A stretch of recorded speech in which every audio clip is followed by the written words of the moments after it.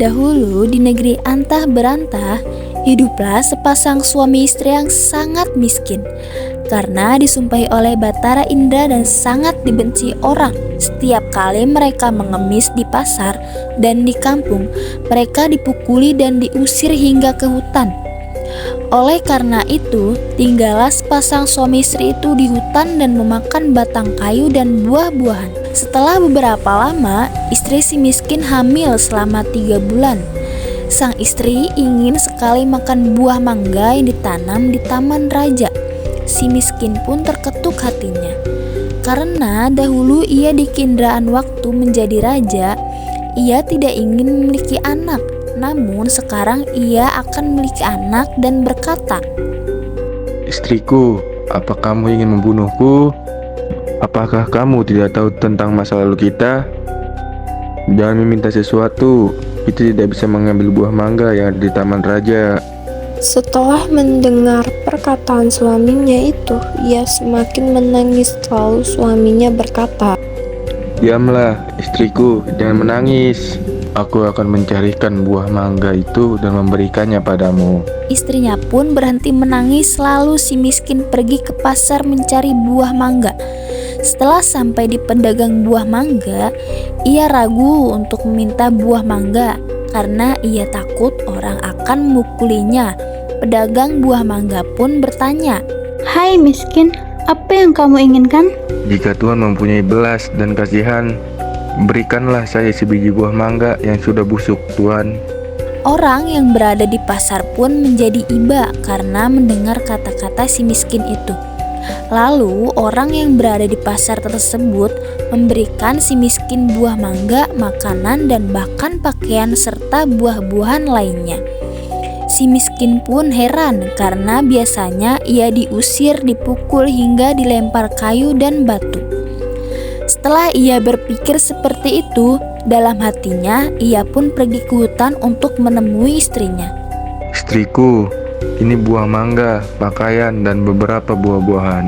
Kemudian istrinya pun menginjak-injak apa yang diperoleh si miskin tersebut.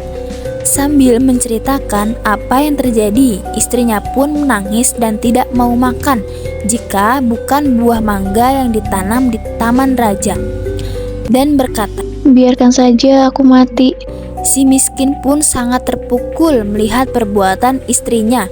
Kemudian ia pergi menghadap Maharaja Indradewa yang saat itu sedang mengadakan pertemuan. Lalu ia masuk ke dalam dan Baginda Raja pun berkata, "Hai miskin, apa yang kau inginkan?" Si miskin pun menjawab sambil bersujud dan berkata, "Tuanku, ampunilah hamba. Hamba datang ke sini ingin meminta buah mangga yang jatuh ke tanah, Tuanku." "Apa yang kau ingin lakukan dengan mangga itu?" "Untuk dimakan, Tuanku." "Tolong ambilkan setangkai buah mangga untuk si miskin." Kemudian diambillah buah mangga tersebut untuk si miskin yang sedang sujud kepada Baginda Raja. Setelah itu, si miskin pun berjalan pulang ke rumahnya.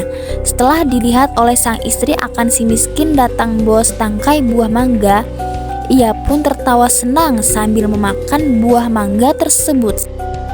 3 bulan kemudian, sang istri menangis ingin makan buah nangka yang ditanam di taman raja. Dengan cara yang sama, si miskin pun mendapatkan buah nangka yang ditanam di taman raja untuk istrinya yang sedang mengidam itu. Selama istri si miskin hamil, banyak makanan, pakaian, beras, dan peralatan yang diberikan kepadanya pada waktu yang baik dan tepat.